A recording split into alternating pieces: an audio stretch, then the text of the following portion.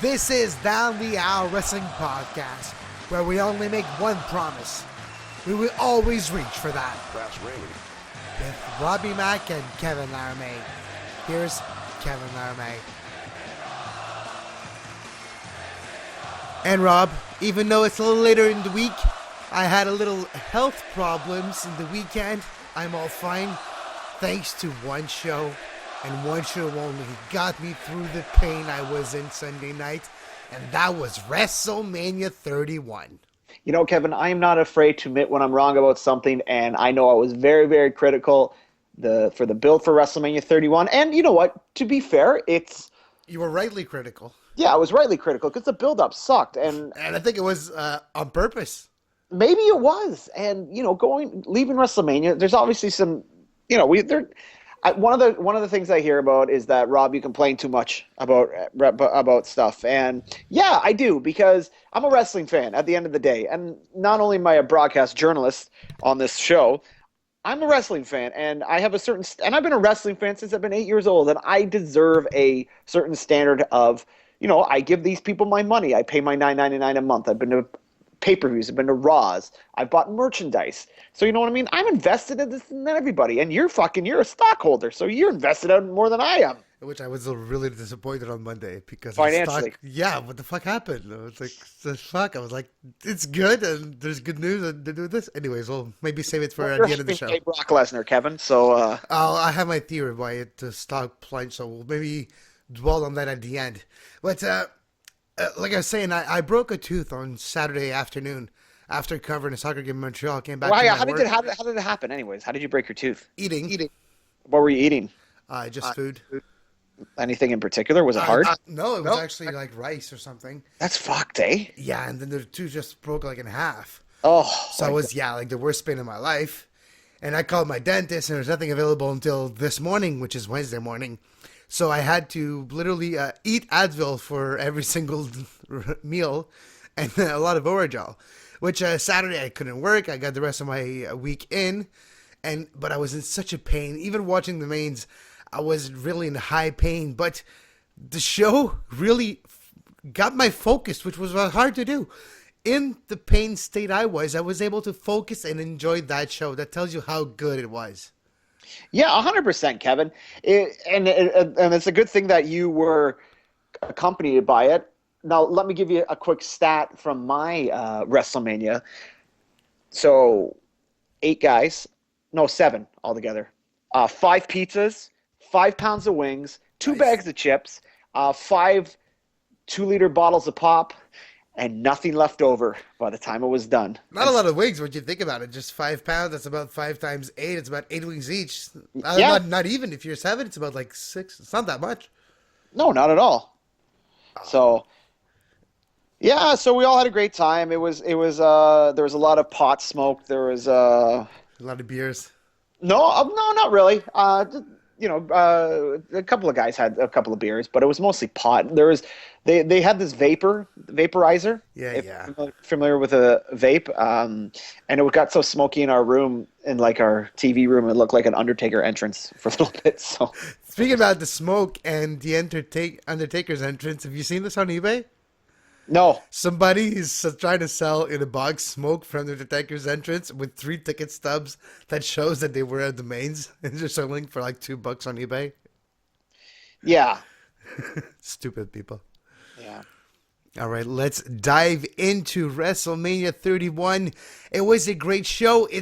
Just the look of it, the daylight look, it's like something different. And even though we've seen the Raw, and the Raw was better, the Raw post-Mania was better than we anticipated, maybe except the last 40 minutes of it. Mm-hmm. It seemed like this show, outside a different look, it was almost like we spoke about that play button. It looked more like a reset button to me. Yeah, I did. I mean, obviously some of the stuff was staying the same and some of it wasn't. But, it was a reset button. And that's what WrestleMania is supposed to be, Kevin. It's supposed to be the culmination of the entire year. And it's still it's supposed to be basically starting afresh. And they used WrestleMania for that. Every title that was defended on the main show changed hand. Yeah, and I think it was for the better. I think everything made sense. Almost everything made sense. Yeah, except one thing that We'll didn't make get there. sense, but we still liked it. We'll get there. Um, Let's but just start with the pre-show. There okay. was two things. There were the fatal four-way tag team match was a lot better than anticipated with that double super suplex off the turnbuckle that really destroyed the Matador. Yeah, that was the best spot of the match. And let's face it, Kevin, this match should have been on the main card. And if they didn't have that stupid, dumb Kid Ink concert, Yeah.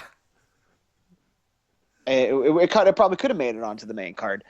So, right decision here. Kid and Cesaro going over. These guys need to go on a nice long run as tag team champions.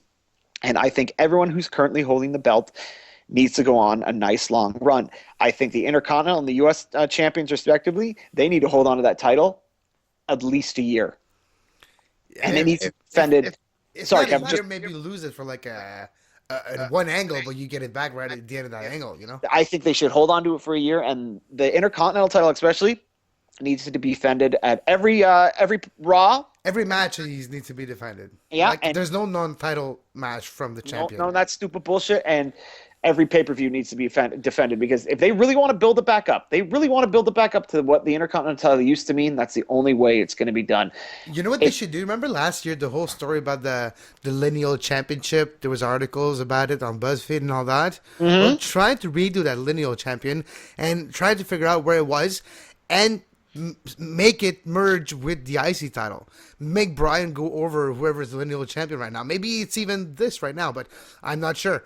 But make it so then this lineal championship and every match is a title match. So that belt has a little even more value than you get Brian holding that belt, which is a superstar that's really over with that belt, and then you merge the lineal championship with that. So in a way, you have like a legit, really smart mark point that they can grab on and like that story too. So there's things you can do with this. Yeah, of course. And how cool would it be if you have Daniel Bryan and John Cena holding on to their respective titles, and then there's a merger at WrestleMania 32 to merge those two titles? Think how much it would mean then. Actually, that's a pretty fucking good idea. Yeah, think. That's a really good idea. And Yeah, you come up with a new belt that I don't know if it would be a ladder match or whatever, but you get a new belt that has like a star on it, and you call it the Star Sign Championship. yeah. Call it the fucking whatever you want. Just make sure it means something. So, anyways, I think we've kind of gotten off track, but yeah, I think Tyson Kidd and Cesaro, right choices to go over. There's nobody really new to take the belts yet. I can guarantee you that the Lucha Dragons, who made a huge impact on Raw, they're going to probably be inserted in that main event tag team title picture, and I have no problem with that because Cesaro made them shine. Cesaro made them look like great workers. And you know what? And that, Kevin, that's what the best wrestlers do. Bret Hart used to do that. Kurt Hennig used to do that. Is Stone Cold. Cesaro the new Bret Hart? He could be. Just to the fact that Bret Hart was a little bit more, I guess, I don't want to say respected by people like Vince, but he was a little bit more on Vince's radar as opposed to Cesaro is, unfortunately. Yeah, he's Swiss. Yeah, well, I guess, the audience doesn't connect to him. But I think I'm glad to see that Cesaro and Tyson Kidd, for that matter, are definitely getting the recognition they deserve because they put on the best tag matches. And the whole thing with I can't remember which Uso it was who's got the bum shoulder, but I think it was a good idea to get rid of him before the match even started, so he at least gets his WrestleMania entrance. So He's get his paycheck from WrestleMania. yeah, I'm assuming he'll get something. So All right, the other match in the kickoff show was a 30-man Enter the Giant Battle Royal. So basically, everybody that you just saw in the match took part in the Battle Royal to make it they 30. came back. Like no rest for the wicked. No, not at all. You got the Big Show going over in this. Oh and yeah, I hated that. They could have fucking got Damien Mizdow over Big Show, and like they did with Cesaro, but no, they made Big Show win the fucking thing. Yeah, and this Battle Royal, Kevin, it's supposed to be. It was a good Battle Royal. As far as Battle Royals go, yeah. Except the fact they fucked up Itami with a Big Show hitting him. and making like dwarfing him, and then you make a Big Show eliminating Mizdow. I don't get it. And I don't like the fact how we had Curtis Axel going out right away. Should have kept him around a little bit more. But yeah, Yeah, but his promo on Monday, the fact that it took 29 men to eliminate me, made it all worth it though. Yeah, that's true. I mean, as long as they do, as long as they don't let this whole, because they're on to something with the whole Axelmania thing. Yeah. Extreme Rules coming. Yeah. What did he call it? Extreme Rules. And then I'm assuming one payback rolls around will be Paybacksel. Yeah. Money in the backs. Yeah, he'll come up. Hopefully, he can come up with some for every pay-per-view. But yeah, Kevin, this whole battle royal thing it should be used to get a push a new talent. Not push a new talent, but get a younger guy over. Like the Big Show, like, okay, you know what? You want to give him his rub and finally win a battle royal. That's fine. I don't care. At the end of the day, if he's gonna, if we don't have to see this next year, cool. But he just wanted to win his father's trophy. Yeah, exactly. But yeah, this should have been used to get someone like Damien Mizdow over, or even someone like Kenta over. It would have worked, right? Yeah, exactly. And then you make him debut. Well, no, they made the other people debut, which they actually did a great debut for once on Monday. Yes, and unfortunately, Neville doesn't have a first name anymore. No, but like 2 seconds later, showing in the bottom left of your screen. Yeah, it says Adrian Neville trending worldwide. Why can't guys have first names? Because they're special, and you only get one name. It doesn't make any sense. It doesn't matter. It's fucking stupid. All right, the pay-per-view starts. It starts with the Yes movement in that great outdoors feeling. And I talked about that reset button earlier, Rob. Well, the look of the show made it look really different. The fact that it was outside, the entrances were different. The whole freaking stage was great because it was like a backdrop. And we'll talk about it later when we'll talk about the Rusev entrance and how the backdrop looked with the Russian thing. But the entrances, the backdrop really made everything look different. And the way that it still looked greatly lit, even though it was outside, I think it was pretty good. And the ring, the shadows didn't get in the way like WrestleMania 9. No, they didn't. But still, it just didn't. There was something off about the fact that it was light the whole show until like the last match. You know what I mean? And even then, it wasn't 100%. It was just dust. Darkness. Yeah, it was just dust. So, didn't you just kind of have the feeling that there was something a little bit off about it? Yeah, it felt like it was a little bit too early, but what you gonna do, right? There's nothing you can do. It is what it is. I mean, obviously, it's on the West Coast. There's nothing you can do about that. But I think in the future, it's something that they should really keep in mind when they're picking venues for these things. And aren't you glad that 32 is in a stadium? Or maybe they're going to open the roof. Is it openable? I don't know. I don't think it is. And even then, that Dallas, I think, is only an hour behind us. Yeah. So I mean, it wouldn't really matter anyways. But yeah, I don't think the roof is retractable at that stadium. And basically, yeah, I mean, to me, it was just I love that day to night transition. It's cool. And the first one to come out is Daniel Bryan with the Yes movement, followed by the champion Bad News Barrett. I thought it was weird the entrances, who was between who, and the fact that the champion comes out second with R-Truth after. I thought it was kind of weird. Either you have your champion come out first or last, not somewhere in the middle, right? Yeah, I guess it depends, but I mean, at the end of the day, Kevin, did we really look at Bad News Barrett as a champion going into this match? No. His bloody title. His bloody title. He's, yeah, I mean, I kind of picked Bad News Barrett to win this. Really? You thought he would? No, I thought it was going to be Daniel Bryan. Yeah, I mean, I think I thought it kind of could have gone either way, but I think they made the right move with Daniel Bryan. They want to elevate the title, give it to a guy who's over, and I think Daniel Bryan's going to do a lot of things. I mean, look at the great match he had with Ziggler on Raw. Those are the kind of matches they need to be having every week and every pay-per-view to elevate this title. Yeah, it was a great match for WrestleMania to open the show. A ladder match that was... The amount of ladders surrounding the stage was impressive. There was about every ladder about a foot. There was every other ladder everywhere. And some small, some big, some tiny ones. It was really good how they incorporated them into the match without it being too dangerous, too. Yeah, and I mean, there was the one spot where Luke Harper Dean power bomb Ambrose, and on yes, the outside.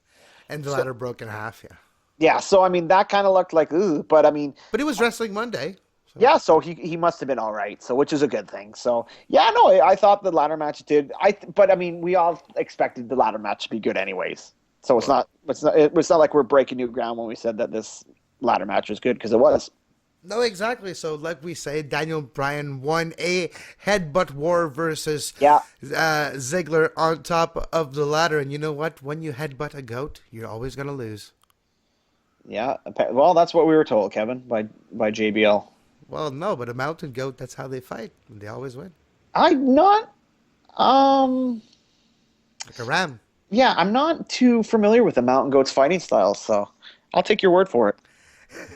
And Daniel Bryan win. You get a crowd that looks to be doing the yes movement, but it's not as intense as the year prior. You can tell some people are just there, just watching. Well, I mean, also bear in mind that yes, they're in a stadium, and when they're in a stadium, obviously the acoustics aren't as tight as they would be in an arena. But not only are they in a stadium, they're in a stadium that's outside. So With at the sun least, in their face for three-quarters of the show. yeah, so at least in the Superdome, like the sound is going up, and then it's not going anywhere after that. But I mean, in an open air stadium like that, the sound is just going into the sky, and it's just not going to be as noticeable as it would in an arena. Absolutely. So Daniel Bryan wins it and move on to a little promo later on with a couple of famous intercontinental champions. And I just love when Ric Flair came in, woo, chopped Steamboat. Thought it was hilarious. Yeah, I don't like. To me, Bret Hart was there. Roddy Piper had the belt for 2 months. When I think of Intercontinental Championship, I don't think of Ric Flair. Obviously, Ricky Steamboat was a good I think of Pat Patterson and Steamboat more than Flair or Bret Hart. or well, Bret Hart I do because Bret Hart had a good run with the Intercontinental. But I definitely don't think of Piper because he only had the belt for 2 months. And He not beat our just that, boy like, Jacques yeah, Rougeau at true, but Royal Pat, Rumble. like for example, Pat Patterson, that was the highlight of his career. And you could say the same for Steamboat. Yes, he had some great moments, but he was never a champion that hold the WWE title for long. So his IC reign was one of his highlights too. So that's why we remember those guys with the IC title. When you think about Bret Hart, he's more famous for his WWE reigns than his IC title reigns. Yeah, I mean, yeah, because he had the belt longer and more often with the WWF title as opposed to the Intercontinental Championship. Exactly. All right. The second match, one of the good matches of this great pay-per-view. It's been said a lot since Sunday. There was not one match that was like a five-star match in that show, but every show was different, and that really gave a different feeling and vibe to the whole pay-per-view.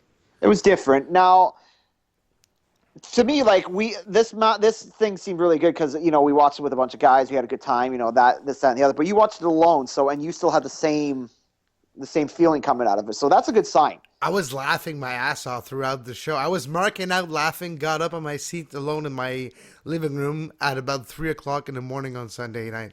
Oh, you didn't watch it live, eh? No, I was working. So Oh, I was in pain in the middle of the night, waiting for it to finish downloading and watching it. So tell me, Kevin, how did you avoid the WrestleMania spoilers on Sunday? I just didn't touch my fucking phone. Did you turn it off? I just didn't touch it. And one of my listeners to the show, Fred, usually tweets me, and he tweeted me something during the pre-show, and I just tweeted back, no spoilers. That's all I said. Yeah. He's like, all right. Poor Fred. He just wanted to talk. Exactly. Like, no, dude, I'm working. Don't even try. Don't even go there. So you don't have any wrestling fans that you work with, do you? No. Well, actually, there is a couple coming out of the closet lately.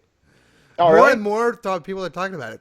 Because people know that I do a show about it, so it gets their interest. And a lot of people are Laps Closet fan, and just the thought or seeing somebody embracing the fact that they're a fan re-triggers that spark in their mind, and they want to get to know the product again.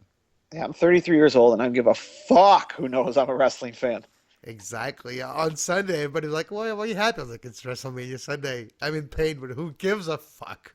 I told a bunch of at my job, I had like a lot. These girls were like, "Oh, what are you doing this weekend?" These girls are like eights, nines. I'm like, "Oh, I booked off the weekend. It's WrestleMania weekend." You know what I mean? Like, Yeah. I don't give a shit. Before we get into the match, speak about the weekend. What do you think about the Hall of Fame? I thought it was well done. I ended up. Did you watch the whole thing? Yeah, I watched it live actually because I was So did I. Yeah. I came back at around 8 from the urgency dentist on Saturday night, so I Mhm. was in pain, but I had codeine, so I was on codeine watching the Hall of Fame, and it was just awesome, Who do just you awesome. who do you think had the speech of the night?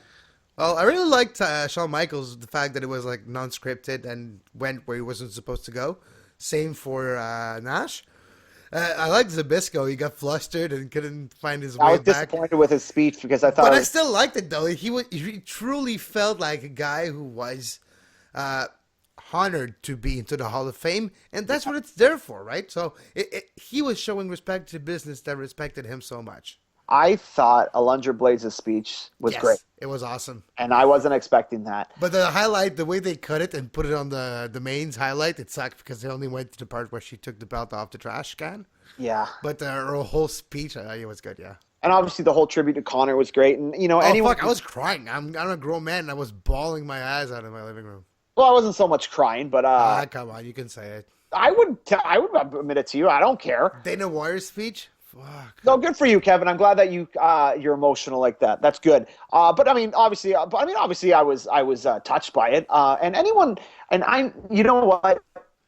And you see these idiots who make their stupid comments when Connor got announced going to the Hall of Fame or getting the Warrior Award, and these people are just so fucking ignorant. And this was a kid who was 8 years old. 8 years old, and died of brain cancer. Yeah, and if you watch all the behind the scene, there's a lot of footage of Connor with stars and Yep, with they people behind motivate. the scene. He was motivated. Exactly. You know what I mean? He literally had an impact on the fact that he lived maybe 6 months more than he was supposed to because of his motivation to attend WrestleMania 30, but to live everything he lived. And when you see him interact with a lot of superstars, I'm not gonna lie, that kid had something, and the way he handled and the way he talked about to people, the way he handled himself, and the way he talked about his sickness and all, he was wise beyond his years, and it was we all can learn something watching a kid like this. Of course we can. You can learn that, if you're having a shitty day at work, or, you're in a fight with your boyfriend, your girlfriend, or, you're like, you don't have enough money to buy this, like, oh, fuck, I want to get this, but I can't. You can learn, and you can look at a kid like Connor, and he was a kid who didn't get a chance at life, and he made the best of it. And you could look at a kid like that, and you can be a lot more appreciative of what you have instead of what you don't. Exactly. So And I thought the Hall of Fame, although was pretty good, it's a long show. It's a 4-hour it show. was. It's It the kind of type of dragged show on. that you get distracted. You look your phone, but it's there in the background. It's still fun, right? Yeah. I didn't regret watching the Hall of Fame live. And to be honest, it's the first Hall of Fame ceremony that I did watch live, and it's probably because it's on the WWE Network. I know that TSN back in the day used to do like an hour abbreviated version. Yeah. So, yeah, no, I enjoyed it. We're going to be there live next year, so We'll get the package. We'll attend the Hall of Fame access and all that. hey, we got to. And then we also, Kevin, we also got to do the extra stuff too, like WrestleCon and all that. WrestleCon. JR will probably hopefully have another podcast. The law. Maybe we'll do a podcast. Yeah, well, we're definitely going to do a podcast. And we're not aiming to get 70 people like John Paul that can waiting, which maybe 1 or 2. Yeah. Let's just go for dinner for 4 or we're 2. So just get to 2 I think people. we could definitely do that. But I mean, yeah, I want to do the whole thing, and I don't care how much money we spend, because let's face it, Kevin, the record right now unofficially is still WrestleMania 3, right? It's already been dubbed, and with everything that's going on in the pay-per-view we'll touch later, it's going to be the biggest show ever, and we kind of have to be there. Yeah, I want to be a part of the record-breaking crowd, the biggest wrestling audience in North American history. Let's go back to this pay-per-view WrestleMania play sign. Randy Orton versus Seth Rollins with J&J Security. I have to say, I marked out in the end of that match with just the height Rollins got and that RKO. I thought it was the best way to end that match. Yeah, it sure was. And I understand why you would mark out, because look at the RKO. Out of nowhere, fucking the height of it. And it was just a great spot.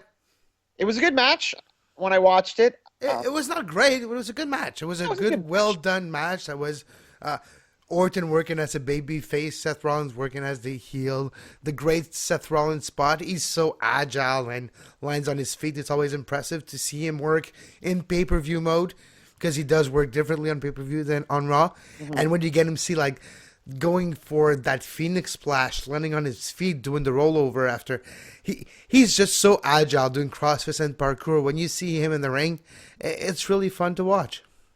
Yeah, and I guess I was a little surprised that Rollins didn't go over, but that kind of would make sense a little bit later. Yeah, because then you get already you get a chance of a challenger to the champion, right? Yeah, absolutely. All You're right. building two storylines out of one.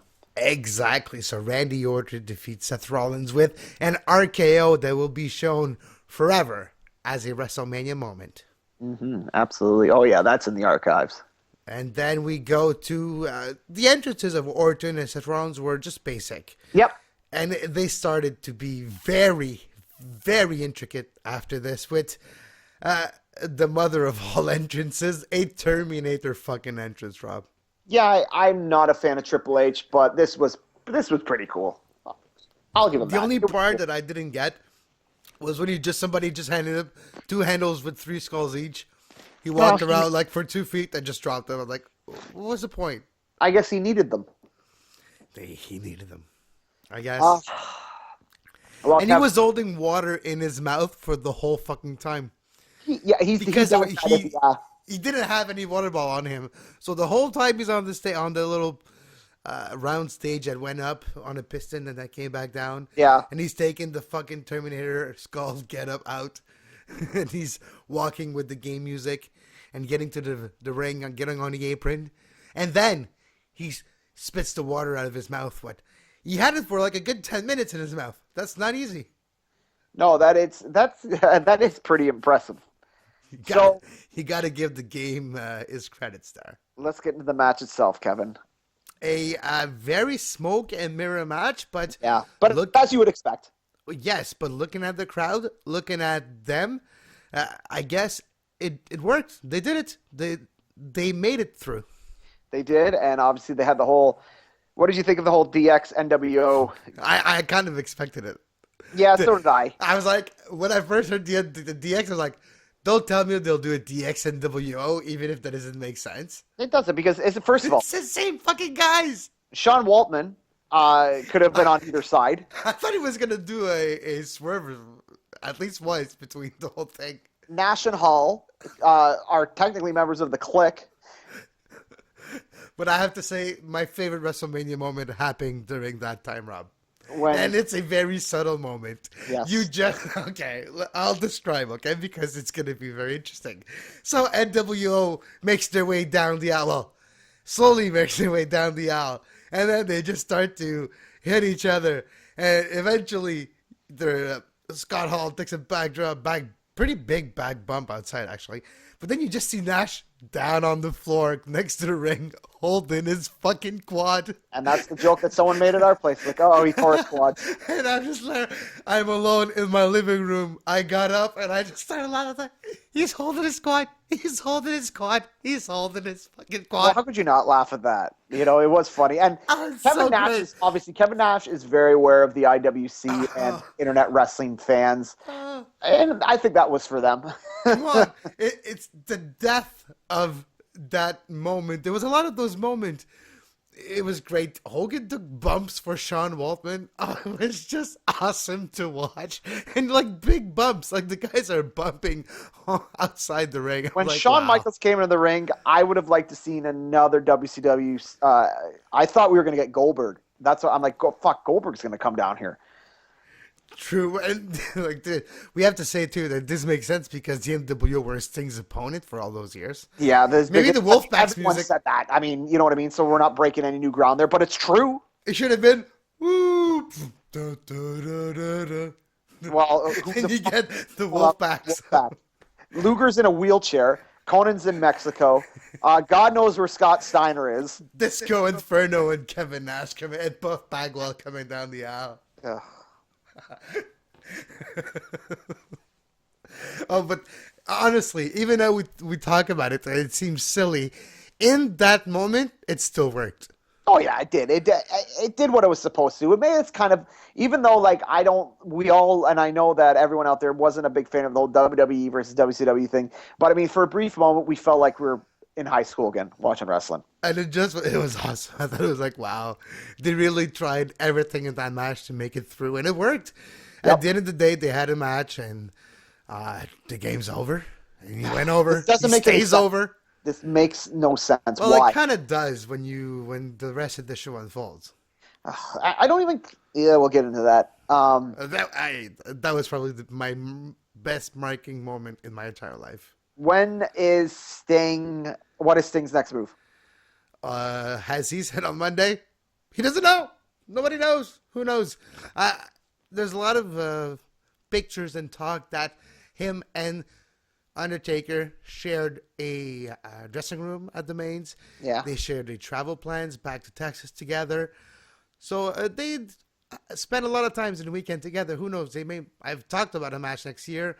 Who knows? But he says he doesn't know. If you listen Sting to the... needs. If Sting's going to work Undertaker next year WrestleMania, I have no issues with that. But obviously, Undertaker's retiring, going to the Hall of Fame next year. I think he's going to be the headliner. I think Sting should do the same. Yeah, that would be cool.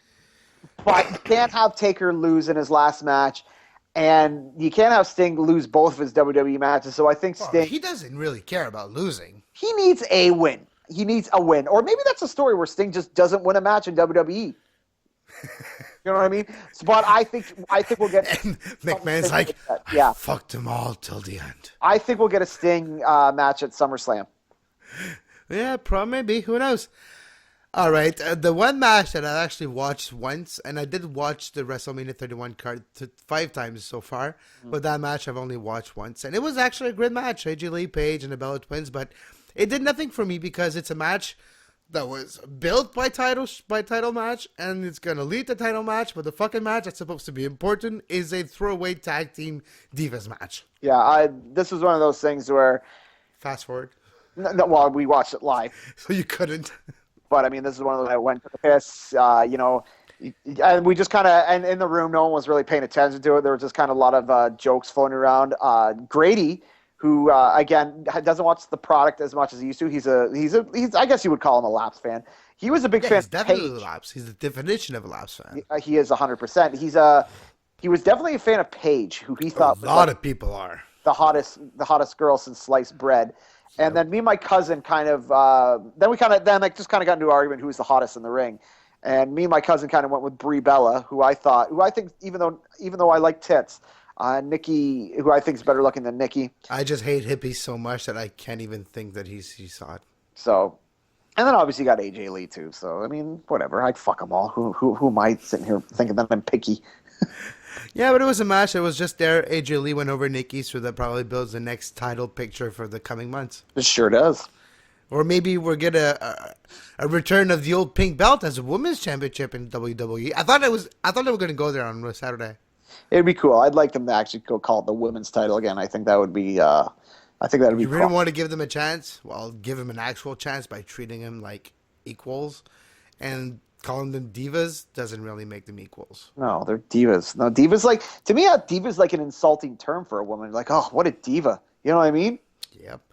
And was it after this match that Stephanie came out with Triple H? I think so. So let's just do it here then. Yeah. Well, let's just listen to this, and we'll be right back. You need to understand something, Steph. Any ring I step into is mine.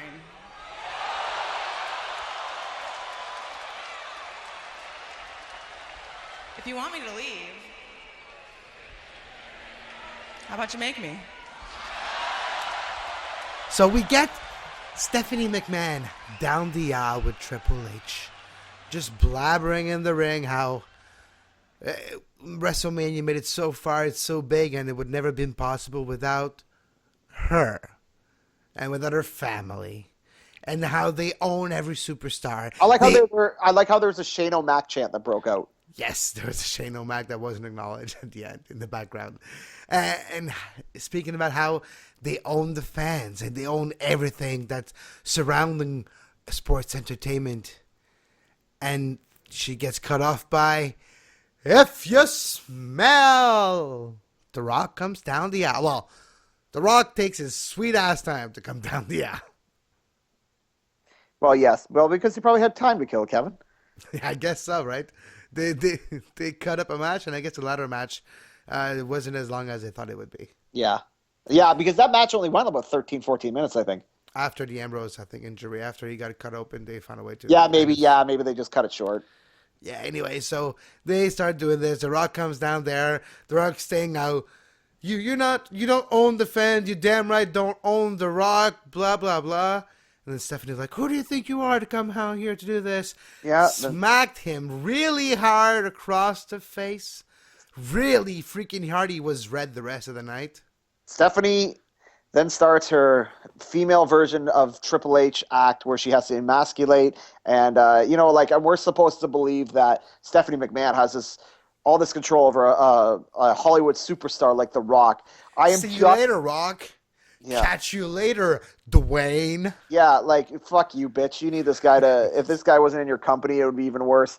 I am not a fan of Stephanie McMahon's. And she does her job great then.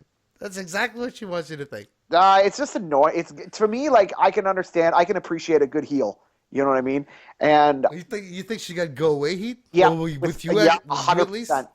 Go away heat. No one. I don't want to see her. She's just maybe a year from now. That's exactly what would give me the stakes at that match. Who knows? Oh God! And it pisses me off that we got to wait a year. Just go the fuck away now. And have you noticed how the fans in the crowd realize exactly what's going on?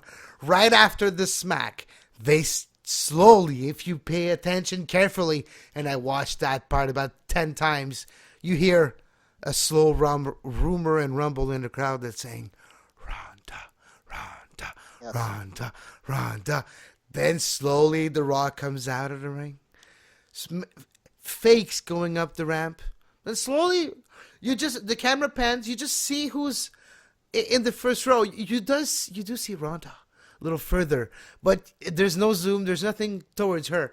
He just walks there, he stops, turns around, just looks, then looks to his left, and the camera spans, and you get Ronda fucking Rousey looking mad as hell, looking at The Rock, fist bumping and jumping the fucking guardrail. Yeah, it was very, very cool. I like that, and you brought it up perfectly. And the way that they revealed it to us, we knew what was coming because we could hear the hot Ronda chant by then, and we saw her earlier. Yeah, because we seen Ronda earlier, so they just briefly mentioned her like they would any superstar. But we kind of seen what happened. Ronda and The Rock have the same Hollywood agent, I believe, too. So I'm sure. Do you think Paul Heyman knew that when he said 3 weeks ago that Ronda Rousey's your ass? Do you think he knew it was coming tonight? I don't know. He might have. Because with hindsight, it was maybe just a small tease. Because we all know how Heyman drops small teases in his, like Easter eggs in his own promos. So this has got to be telling us that, because we don't know what the end game is this going to be, and we'll probably discuss our predictions. But let's just continue. Ronda jumps the guardrails, follows The Rock up the steps, walks into the ring like a real woman should do between the third and the second rope, not crawling down so we see all of you while you're banging, but like a real athlete, get in the ring like you should, with respect to the sport, in my opinion. Walks into the ring, just does a great stare, and she looks dangerous. She looks great in her It's Over 9,000, not because of the way she looks, but because she looks like she can kick everybody's ass in that stadium, because she actually can. And she had the hair blowing too. I love that effect. While she was looking at Stephanie and she had that hair blowing, I thought this A made her look really hot, and B, made her look very, very intimidating, but also made her still look like a woman. And then there's a verbal exchange between everybody. The Rock's talking about fallopian tropes. You always find those type of playing jump jokes. Ropes with fallopian tubes was his exact phrase, I believe. Exactly. So, and then just probably the best hip toss I've ever seen in wrestling. Ronda Rousey hip tossing the game with an actual judo throw, which was the best executed hip toss in the history of pro wrestling, I think. Yeah, we get the whole Stephanie tries to sell that her and Ronda are friends. And then again, we're supposed to believe that Stephanie McMahon is going to emasculate Ronda Rousey. And then you hear Ronda Rousey, the clip that we heard a couple of minutes ago, where she says, Steph, one thing you need to understand. Every ring I step into is mine. Yeah, and I thought that was a perfectly well-delivered line. And if you want me to leave, how about you make me?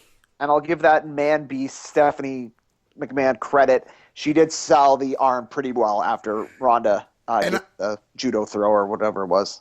And you know what tells me that it is probably an angle that's going to happen in WrestleMania 32, which got me really excited because we're going to be there and we're going to see fucking Ronda Rousey in a wrestling match. Somebody that actually knows what she's doing legitimately. That might be like a great match.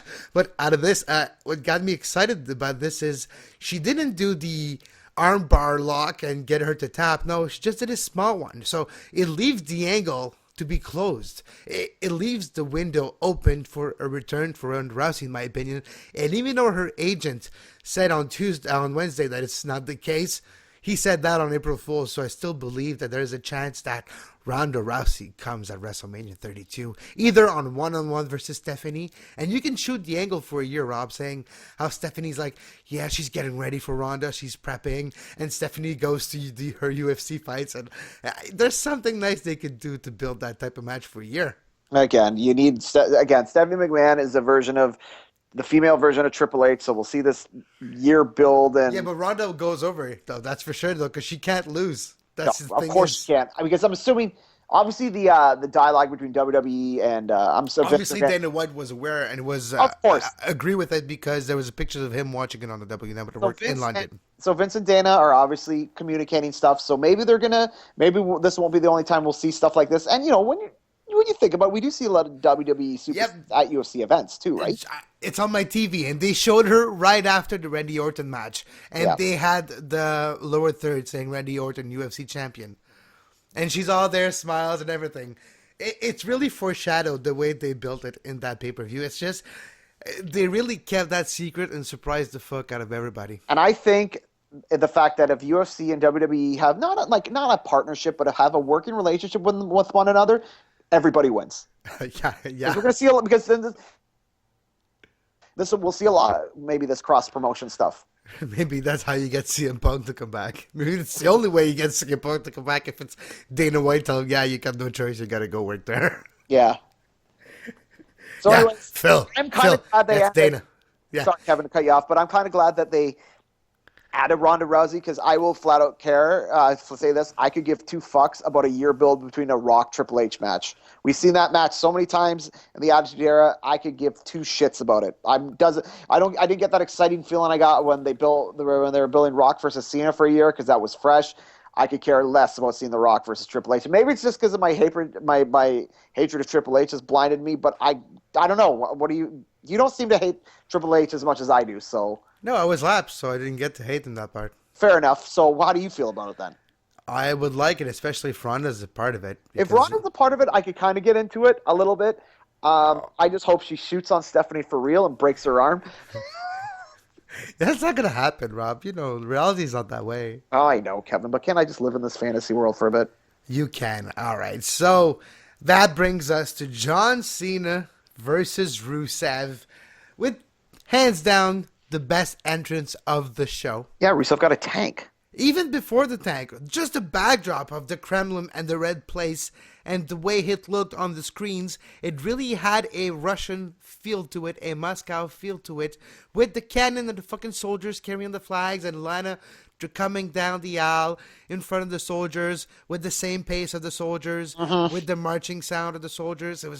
I thought it was a great entrance, and then he comes on a fucking tank with a fucking flag, and then the cannon starts shooting fireworks behind him with his music. No, there was actually the Russian national anthem, and then his music cued in when he arrived next to the ring and climbed out of the tank. I thought it was a great entrance for Rusev, and it was probably the best of the show. Yeah, and this was another feud or match that I didn't have too much cared about it, and I kind of touched upon it in our preview where I'm not really into either guy, but whatever, because I think Rusev, it's the same thing. Every feud that he has, they need to change it up, and hopefully they will here. But yeah, without a doubt, this guy had the best entrance of the show. it seemed very epic. Yeah, I think that's a good word for it, epic. exactly. It was epic. It was grandiose. It was imposing, intimidating in a way with the military aspect of it. Yeah, it was very, very cool, and it's very, very well done. And then John Cena got his entrance where they showed clips of like Ronald Reagan, JFK, and I thought that was pretty well done. Yeah, I did like that montage, almost Cold War era type of video with Reagan at the end and everything. But still, his entrance was lackluster. I thought it wasn't up to par compared to Rusev, and it really showed a difference of how they push both guys, even though that at the end John Cena goes over and wins the championship.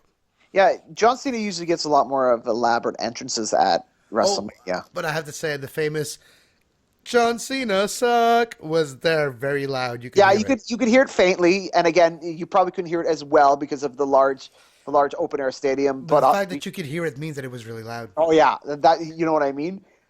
And we definitely heard it the next night on Raw. Oh yeah, that was loud. And they even did it without the song. And they did it at the Bella Twins. They just did it at Nikki, actually. And it was more like you suck Cena than John Cena suck. And then Brie Bella got the You Suck Brian. And then Naomi got You Suck Uso. And Natalia You got Suck you suck Tyson. Tyson. And AJ and Paige were pretty much They got there. they got a let's go AJ and let's go Paige. Well, the CM Punk chant was booed. Yep. And I think that They I think that was- started chanting AJ Lee. yeah, and I like that. I respect that because that's what Punk asks his fans to do, and I respect that. I guess they listen to what he says. I guess he's still the leader of. Speaking about a cult of personality, I still listen to whatever CM Punk tells me to do. how he does tell you a lot of things. Is he the voice in your mind? I hear voices, Kevin. And yeah, but it's not Randy Orton. Oh, it could be. I haven't talked to them recently, so I just hear them. And do you understand? No? No, maybe maybe I'm Damien Demento. Maybe that was you all along. And John Cena did one move that I really liked. It kind of stunned her off the second rope. Yeah, that was cool. But the match was like Rusev wasn't portrayed as a tough person because it didn't go down to like 5 attitude adjustment, just one, and it was done. Yeah, they didn't. Again, in this era, and we were talking about it on Sunday actually with a group of guys I was with, is that we're in an era where if you kick out of someone's finisher, automatically the match is awesome. And it's really not the case with that. So I did like the fact although I wasn't really invested in this match, it was what it was, but it wasn't a horrible match. I like the fact that they're transitioning into a new champion, and for me to say that I'm glad John Cena won, trust me, I really try to see the bigger picture with that. So I thought they made the right choice. Yeah, you get 2 second-tier championships that are really been Put on main eventers. Yeah, exactly. So who knows if that's going to work? It's maybe the plan. If they stick with it, it's going to work. If they change their mind and make them hot potatoes and change hand every 2 seconds, no. But they need to be fighting champions, defend them every time they can, and they need to win those matches. And it needs to be good matches. We're also getting what looks like the face turn of Lana because she's over with the crowd. Yeah, which in that match, I have to say, a lot of people are like, why she threw her shoes? It's not hard. She threw her shoes in the ring because she knew she had a bump to take, and even then, she still sprained an ankle, I think. Yeah, I know. And in high heels, that bump would have been. But she went she hit hard, man. Well, she's tiny and he's big. Yeah, and Rusev's fucking over 200 pounds. She's probably 120, 125 pounds. She went fucking flying, dude. Yep. And then it was the moment we're all been waiting for. Bray Wyatt, well, not Bray Wyatt, but The Undertaker would come out. How would he look? How would he? Everything. So we had the Bray Wyatt entrance. He come out with scarecrows. Which I loved. I love the Bray Wyatt entrance. I thought that was so cool. Yeah, because they couldn't really do the cell phone thing because it was outside, so they needed to do something else. And they put scarecrows that looked to be not alive. And when he passed beside them, they started dancing and following him. And he looked at one, touched one, and it became alive after. Yeah, that was so cool. Yeah, and then he walked in the ring, and then a couple of moments of silence. Then the dong.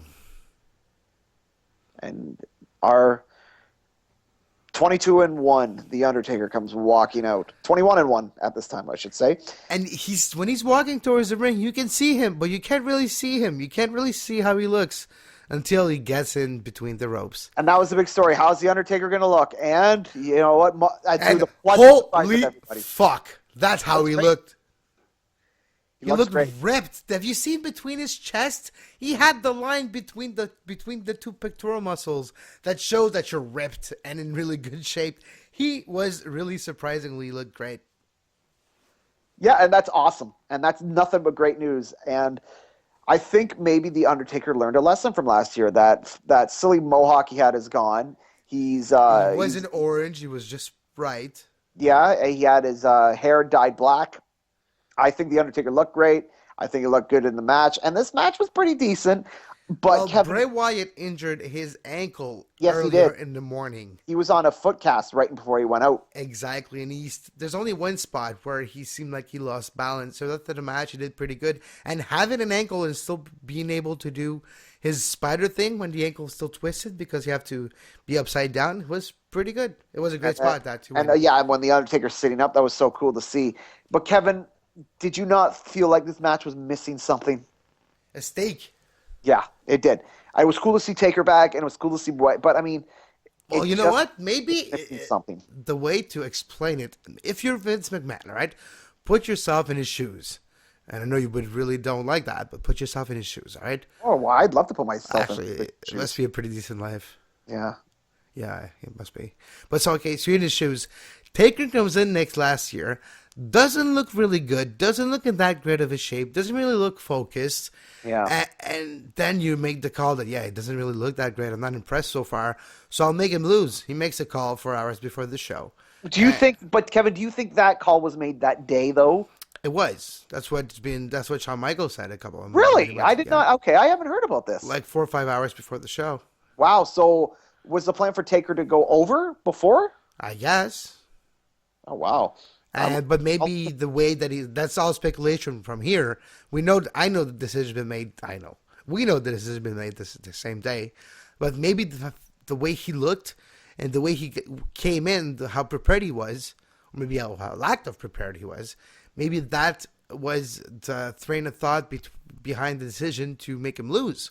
But he was like, fuck, I really dropped the ball, and he felt guilty and bad about it, and he trained his fucking ass off. And he really did. He came in this year when he learned that 32 was going to be in Texas. I might do a match there, retire there. He wants. I need to show at 31 that I can still do it, and that's what he did. And you hear and Undertaker's not stupid. He probably heard the criticisms of. I mean, does Undertaker probably care what the fans think? To a degree, yes, but at the same time, he has nothing to prove to us. He has to. Have you ever seen the Undertaker say no to a photo in the airports and stuff? He always do it. Even though he's a guy that protects his gimmick at all costs, he still takes time to take pictures with the fan. He might not say a fucking word to the fans because the Undertaker doesn't speak, but he still takes time to take pictures with everyone because he stands out in the crowd and people recognize him, and he does say yes to pictures and everything all the time. So I guess he does care. But let's face it, the Undertaker has nothing to prove to us. Nothing. If the Undertaker was, I think it was to himself. I think agree. that was the old school he did to start the match after like a minute in. He did the old school perfectly, and I think it was to prove that he can still do it because he was not able to do it at WrestleMania 30. Were you surprised this match went on when it did?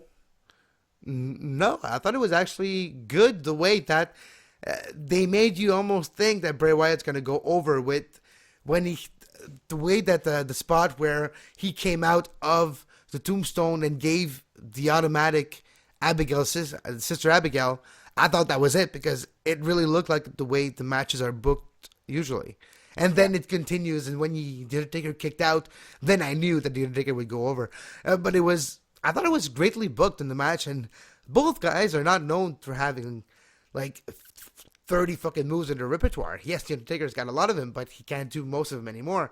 But I thought the match over-delivered, in my opinion. Yeah, and you can't expect every Undertaker match to be Undertaker Shawn Michaels from WrestleMania 20. And you can't. And for the future, you can't be that way because Bray Wyatt's not the same type of wrestler. It's not the same type of character. You needed to do it differently. And one thing you could see, the use of magic or everything was toned down for the Undertaker a lot. not just in the build, but in WrestleMania itself. And yes, it's because of the daylight thing, but just the way he looked, he was closer to American Badass than he was to the Ministry of Darkness. So, Kevin, where does Bray Wyatt go from this now? Where do you put Bray Wyatt? Where do you position him in the card? We know he was in there Monday, so I think they're scratching and clawing to find him a program for long. There's a couple of things you could do. I would put a program him maybe with Daniel Bryan in the future after Daniel Bryan finishes his Sheamus program. Which I think, by the way, the Sheamus heel turn is bang on the money. He looks so fucking awful. He looks ridiculous, but the whole Sheamus... You look awful. No, you look stupid. It was, he did, but I mean... But it was perfect. It was perfect time. Sheamus. He should have shaved his beard and just keep the mohawk. Nobody would have recognized him. Or he should have just kept the fucking same. You know what I mean? Yeah, I think we would agree that Sheamus heel turn it was long overdue. Oh yeah, it was expected. When he came out, I knew right away that he was gonna bro kick Bryan. Oh yeah, you could tell, especially with his look. So anyways, you were saying that Bray Wyatt an IC title after Sheamus. Okay, but I mean, in the meantime, not winning, but just in the program for it. Where would you like to see Bray Wyatt? Like, is he off TV for a couple of months? You know what? Fuck that. Bray Wyatt in a program with Neville. Yeah, I'm assuming they've worked together in NXT. Not just that, yeah, they did, but more on the fact that if Neville goes over Wyatt, it gives Neville some credibility, and as your first program, it props you up, and then you can throw Neville into a small run where he can eventually try to get the U.S. title or something. Well, and have the whole UK, US, and it might coincide with the UK run that WWE does, so that could be a good program to have a lot of people interested in the UK. And Bray Wyatt needs to be used. But he needs to be used in a smart manner, because let's face it, Kevin, with the very, very apparent, deliberate babyface turn of Brock Lesnar, and for that matter, Paul Heyman, this company is really, really lacking heels, with the exception of Seth Rollins. Yeah, maybe Roman Reigns is going to become one eventually. Who knows? But Brock Lesnar could be gone for a while, though. We're not going to see Lesnar to SummerSlam. Probably.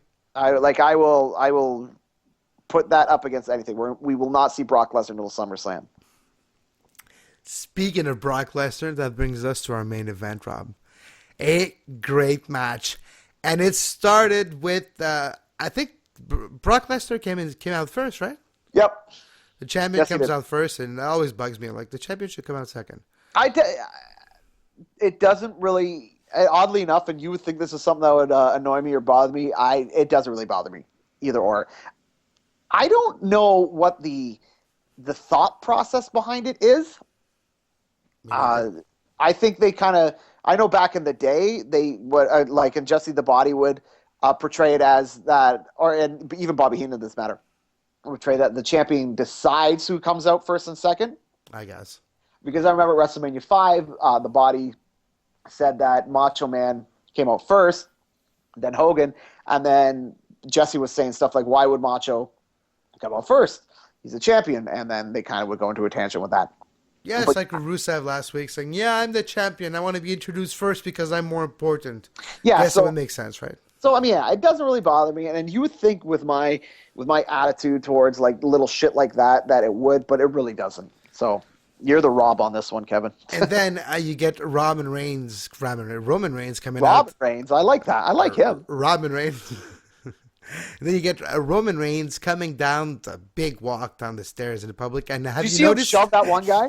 Have you seen the guy shoved him in his face first? Yeah. The guy almost punches him. Like, open hand slaps him on the temple and pushes him really disrespectfully. He turns around and just pushes the fuck out of the guy. And then you get security just going after the guy right away. Yeah, you can dislike a guy as much as you want. And that happened about 10 times while he was walking down the aisle, too. Cheer, boom, but you don't need to be doing that stuff. That's ridiculous. It's that type of crowd, though. Yeah, it is, but I mean, we're that type of crowd too, Kevin, and I would never be stupid enough to fucking slap a guy like Roman Reigns. No, because like we saw in that match, he can dish it, he can take it, but he can still dish it. And What a difference to see a match strong style. And you said this was a great match, and it was, but it wasn't a 5-star wrestling classic because it was very, very one-sided. Yeah, it was one-sided, yes, but it kind of has to be because Roman Reigns doesn't really have the type of arsenal that you can let Brock Lesnar sell on. He can't really sell that Superman punch. Yeah, a guy that survives a guy that beats the Undertaker doesn't go down on a Superman punch. And Kevin, Brock doing some color in this match. Yeah, they say there was no blade job, but it clearly was. I didn't think there was at first, and then, but okay, when Lesnar goes into the post, I think for insurance and everything purpose, they can't say there was one. Yeah, but Lesnar goes in the post, and the camera was still on him, so you don't really see anything. But at the same time, he was busted up after 30 seconds, though. Yeah, you see Heyman go over and talk to him. So I think in somewhere Lesnar gave whatever he had to Heyman. Yeah. So but I mean, just the way that the cut was, it looked like a blade job. And what a great blade job, though. It worked. It made its purpose. And you almost felt great when Roman Reigns started doing this 2 Superman punch, the spear. After the 2 Superman punch, he's still up, and the way he landed on the rope, spinning 360, re-landing on his feet. The way Brock Lesnar does that, it's almost like, I don't know if it's on purpose or he just, the no care for his body, he throws his body in the ropes like this. We all know how dangerous that could be. But the way he does it it just looked great. It looks so different. And the lariat he gave him on the side of the apron, and he make him land on the apron and fall down. It was just great stuff to see. And yes, it was rough. And Brock Lesnar was like, I'll give it to you, but you can give it back. You can give me receipts for the potatoes, but make sure the receipts are believable. Otherwise, the next potato is gonna hit you really hard. And Kevin, we get the line of the match, and I don't know if you can the line of the century, and it was chanted on Monday night, and I wouldn't be surprised if T-shirts, official T-shirts, and merchandise appear. Oh, there will be. Is there any way we can insert this in? It's already in my WWE 2K game. I already have a character with a shirt that says "Suplex City, bitch." Yeah, it was so well placed in the match, and it was great. I think it was out of the spirit of the moment, and he was even surprised Monday when people started chanting because he laughed. And I think that was and you know what? And I thought that was really cool because I think that was a real moment by Brock where that's how things used to get over in wrestling. And he just laughed. Something out of the blue and organically it works, and that's what happened. So yeah, and just make a Google search for Suplex City. There's thousands of shirts designs already. Oh yeah, and as you would expect, and I'm sure, and WWE they're not, as much as we criticize them, they're not stupid. They will see a cash cow. Mark Suplex City. He's gonna be part of Paul Heyman saying, "You're just gonna check into Suplex City, bitch, and you'll be the only one in the population. Suplex City established your ass." I think John Cena lives in Super, and now Roman Reigns. So I think every time he goes on one of these tangents, the population should grow and add another person to the population of Suplex City. Yep. I wonder if that's by parts unknown. It's Suplex City, Minnesota. So it's not. Or Saskatchewan. Yeah, Saskatchewan now. Yeah, wow. You don't have to cross the border to see Brock Lesnar, Kevin. Well, don't even go to see him, though. It might be dangerous for you. Just ask Michael Cole. Yeah, that was great. That was wow. And just before we get, how much were you hoping that after Cole went out, we were just going to have the JR theme hit? Especially that he appeared in the NXT show on that Friday too. Front row with Triple H introducing him. But so we get Byron Saxton. And that was like so bad. Well, here's the thing, Kevin. When Byron was out there by himself, it was very, very bland and quiet. Before that, have you noticed how long Booker T and JBL stayed under there? Like they stayed there for like 45 minutes, not moving. They sold it. But Booker T not moving, just there. To be fair to Byron, once Jerry Lawler got out there, he got a little bit more comfortable. Yes. And you gotta look at it. It's probably pretty hard to do it by yourself. Like JR could do it, but I mean it's because he's JR. And Byron's not a play-by-play guy. And to be honest, he's the next one in the pipe. You know, who else is there? They have Tom Phillips. I thought it was going to be maybe Renee Young. I could live, and I like Renee Young, and I'm not It's a a fan good way of. to introduce her into the role, though. Example, if you want to have a woman wrestler there and to have the fans to accept her as a voice of commentary or whatever during a wrestling match, the only way to introduce her would have been to something like Monday Night. Well, okay, we have no choice. It's the only person that can do it. It's her. And she comes in and she slams it out of the park, a home run out of it. And they're like, wow, she was so good. She needs to come back. That would have been a way to introduce her there, but they didn't go that way. And let's see, and don't get me wrong, Renee Young's very, very beautiful, but she's not just a pretty face. She is a legit wrestling fan. And she doesn't portray herself as a pretty face. She doesn't dress that way. She is there Nope. because she can actually do the job, not because of her looks. And she was at WrestleMania 6. She is, and she's a Toronto gal, and she is a legit wrestling fan. So I And respect. her name is fucking Renee Paquette. Yes. I think she's actually French, but I know she grew up in Toronto. Nah, I think her ancestors were French. I don't think she was. Oh, okay. Or maybe we'll get Kyle Edwards. Ardell Cal? Yeah, His name is actually probably better Cal Edwards, so we're not going to lie. yeah, no, for sure. Can you imagine trying to... A guy from South Texas trying to pronounce Ardell Cal? Yeah, Archie, I call. That would have been hilarious. All right, so that match happens. Really rough match. A lot of great spots. Some great spears on Lesnar. The way Lesnar takes the spear was really nice to see. We talked about the Superman. And eventually, Lesnar catches Reigns on a Superman punch. I actually called the spot too. Like Brian Alvarez said, he called it in his mind. I'm like, too.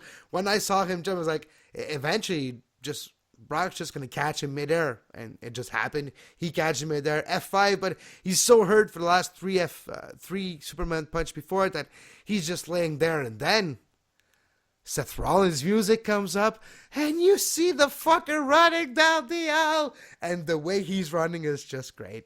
Kevin, at what point in the match, because there was a point in the match where, and it wasn't like, I don't want to sound like, like 50 minutes before, but maybe like a minute or two before, I said Rollins is going to come and catch this. What was the point of the match? Did you have a point where the match was like Rollins is going to come in? Probably the same time as you did, because Yeah. they did mention before the match of Rollins that, hey, he's a Money in the Bank winner. Who knows if he's going to cash in tonight? And Michael Cole did I'll say be that admit, I was earlier. shocked that he did it, and I didn't think they'd do it at WrestleMania. And you know what? Maybe that was the plan all along. If you think about it, who was on the Daily Show? Was it Roman Reigns? It was Seth Rollins. Hey, that's a lot of exposure for a guy. And if you want to put the belt on a guy, you know he's going to get it a couple months from now. Having that type of angle really gives a spotlight to a wrestler, and it got him over in a way. Now, Kevin, here's and you kind of The Mark crowd accepted that finish of WrestleMania. and they probably wouldn't have accepted that finish in a lot of circumstances. But here's my question to you, and you kind of answered it. Do you believe this was the plan from the get-go? I don't. No, but I believe about 2-3 months from now, yes, but not at the earliest of after last year's Mania. It was Brock versus Roman Reigns. Reigns gets over, but I think 3-4 months from now, when really Seth Rollins was starting to shine as the heel, when we were talking about 3-4 months ago, how he was a top heel in the company. I think that's when they started to do this, and the way they did it was almost low profile because all the heat is on Roman Reigns. But if they knew they were going to do it, they just played it perfectly. Even by booking Fastlane the way they did, it was just great. There's a way to know if they booked Mania before Fastlane or just that match the way they did it, it would be great because the way they did it at Fastlane really takes the possibility of having Rollins as a champion out of it, and it made for a bigger surprise if you're just a pay-per-view watcher. I think, Kevin, that they didn't have this booked before Fastlane. I think right up until after Fastlane, the plan was for Reigns to go over. I think that they thought the match with Bryan and Bryan's kind of endorsement would start to get Reigns over. It didn't. They tried everything to get Reigns over. It didn't work. So I think like 3 weeks before the event, they went back to the drawing board and came up with this. I really think that. I think the plan until 3 weeks ago is Reigns walks out with the title, and they realize, like, okay, in front of that crowd, it's gonna be a fucking disaster. And even not in front of that, even when you go to fucking Iowa, people are booing Roman Reigns. So it's not like it's just a smart mark crowd that are doing it. True. But the way they did it was the way to go, though. It was a great way to get out of that situation with everybody intact. Roman Reigns looks like a badass because he took fucking 3 F5 and still kicked out. That's more than The Undertaker did. So that gives a talking point there if you want to prop up Roman Reigns. It gives Seth Rollins a fucking championship. It gives Brock not losing, not getting his, not being pinned, still being the biggest badass out there. Should have. And there's a program for him to come when he comes back. Yep, there was a perfect way to make Brock's team look like a monster, and it was the perfect way to get the title off him without. And just the work itself, the way the match was booked whenever Seth Rollins jumped in, the way he comes in, he curb stomps Brock Lesnar. Brock Lesnar falls outside, trying to eventually. He gets to fucking. Lesnar comes back. He gets on the shoulders of Lesnar for an F5. Roman Reigns spears Lesnar. Rollins in the air lands on his feet. Then he curb stomps Reigns, pins him. Lesnar's already outside, so he can't stop it. And he wins the championship that way. So it took 3 F5s, a curb stomp, and a lot of great suplex to kill Roman Reigns. Seth Rollins looked like a badass. And Brock Lesnar just looks like a monster. So it's a perfect ending. And they've set up the feud already, and they kind of already started it with on Monday night. Because they set up like 4 programs in that fucking match. You know why? Yeah, because automatically when Brock comes back, you have the automatic storyline of, hey, I never lost the title. Throughout the whole show, they did this, Rob. Even if you look at the ladder match, Dean Ambrose, even though they didn't do it on Monday, Dean Ambrose could have had a program versus Luke Harper because of the way he powerbombed out of the ring. Yep. You could have had a Daniel Bryan Ziggler program.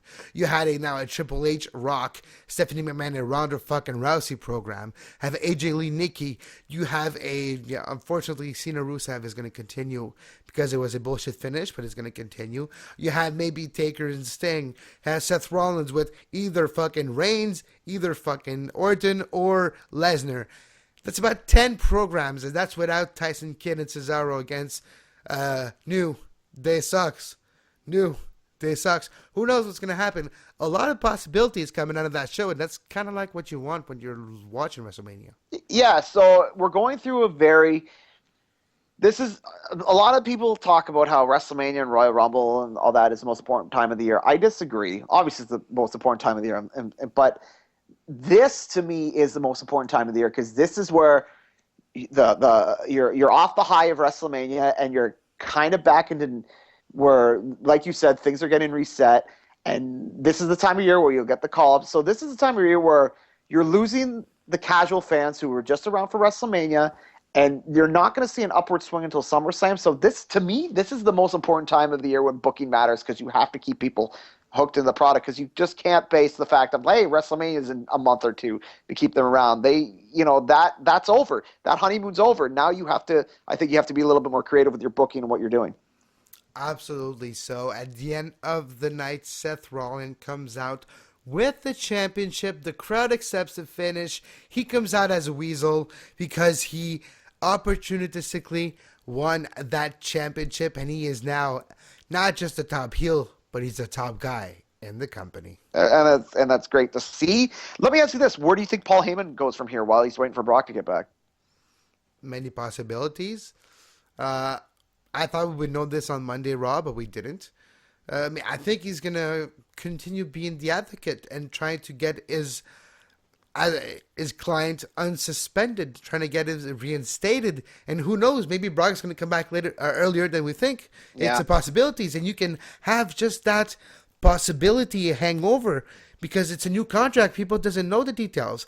Yes, we know it's part-time, but it could be closer to more dates or whatever than the former contract. And that'd be great. It's a 3-year contract. We know that for sure. Yeah. But yeah, it would be great. I'd love for Brock to work more days. Imagine like we have Paul Heyman like disappear for a week or two, then he comes back. Is like, I found a loophole. I know my client hates lawyer, but I found a way to get him reinstated. And he comes back, does something and whatever. It could be good, or you can treat him. I think that's the way they're gonna go about it. You Stone Cold Steve Austin book it type of way where Steve Austin gets just screwed by the authorities, so Brock Lesnar just gets screwed by Stephanie all the time. That could be the way to do it. And let's face it, there is nobody more over in that company right now than Brock Lesnar. Without a doubt. He's the most over person on the roster. Nobody. And who said UFC and WWE would cooperate in that way? And on a night like Sunday, you have Brock Lesnar and Ronda Rousey, the two most over people in that show. Yeah, absolutely. Over 9,000. A lot over 9,000 people were over in that show. What is the moment you will remember forever after WrestleMania plays on? Well, Kevin, that's a good question. I probably gonna remember the finish the most, and it might be cliche to say, but yeah, that's the whole Rollins coming to cash in and how it completely caught me off guard. That's what I'll remember. And in a day and age where we have the internet and we have Meltzer and we have guys like Wade Keller, and we've said that we both love these guys. But I mean, we have these guys who are kind of reporting, and you and I do this podcast, but you and I, we both listen to the Law. We both listen to other wrestling podcasts too. So it's not like we're not hearing things about the inner workings. The fact that you have that surprise still, that is what professional wrestling's all about, and it's not too fucking hard. Make it exciting, surprise us. Boom, we're happy. And my moment is the same vein, but it's the Ronda Rousey segment because of the same reason you just said. When you take me by surprise, when you make me mark out, when you make me realize that that's why I love this programming, this product, when you make me, it's not a swerve, but you surprise the fuck out of me. You make me laugh out loud, literally, when I just saw Ronda Rousey appeared. I was like, wow, they actually went there. And Kevin, it was great. And that is a moment I remember forever. And I think it's on par of the Muhammad Ali and Hulk Hogan things they did. And I think it's maybe even bigger than that. I guess time will tell. But the Tonight Show was probably more watched now than when they did the Daily Show. I mean, with the Rollins segment was maybe more watched more than the NWO and Tonight Show segment. And we're still talking about the shows, the Tonight Show and Hogan and Bischoff taking over. We're still talking about it to this day. So maybe 20 years from now, we'll be talking about how when Ronda Rousey did this and when Rollins, me and my name tonight, when Seth Rollins was on the Daily Show, those are moments that for wrestling fans are like, those are cultural moments that are important for those type of products. Kevin, this is the last thing I'll say. When you have a show and you watch it, and at the end of the show, and you don't get to say this too often because wrestling fans are very stereotyped as, trailer trash or wrestling fans are low intelligence. But if you have a show and at the end of it you can say, I'm proud to be a wrestling fan, then they've done their job. And a lot of people have come out of WrestleMania 31 with this feeling. I did. I think you did. And a lot of people are like, wow, they rekindled that spark. This night has made me realize why I love this shit from the beginning and why I was still watching for the last 3 months, even though it was really shitty. It is for this reason, because of those type of shows. And it was tough the last 3 months. It was. And I think that was our reward. Your reward for putting up with us, you get a great show. And it kind of sucks with wrestling. You take the lows and the bad goods. But it's like you said, it's a reminder like I can sit there and I can complain about Triple H and Stephanie McMahon and the booking and the direction and PG. I can sit there and complain about this. But at the end of the day, I love professional wrestling. Not sports entertainment, professional wrestling. And you watch a show like this and you're like, you know what? This is why, and I'm fucking proud to be a wrestling fan. Thought to close the show, Rob. In my opinion, everything is wrestling. Life itself is wrestling. When you break it down, wrestling, what is it? It's the story of characters, building up characters and building down characters, bringing up storylines and closing them. It's the beginning and the end, the ebb and the flow, which is basically the story of life. Everything in life is wrestling. And I think this show represents just when you realize that things are there for, not for stupid, things are there to be there. When the NWO came out to save, it didn't make sense, but on this moment, on this day, it did make sense. It did make sense because we all expected it, even though it wouldn't make sense, but it still made sense. And that is wrestling and life in a nutshell. Couldn't have said it better myself, Kevin. And until next time on Down the Aisle Wrestling Podcast, well, take that bump. Hey, this is Ken Shamrock, world's most dangerous man, and they call me the Godfather. You're listening to Down the Aisles.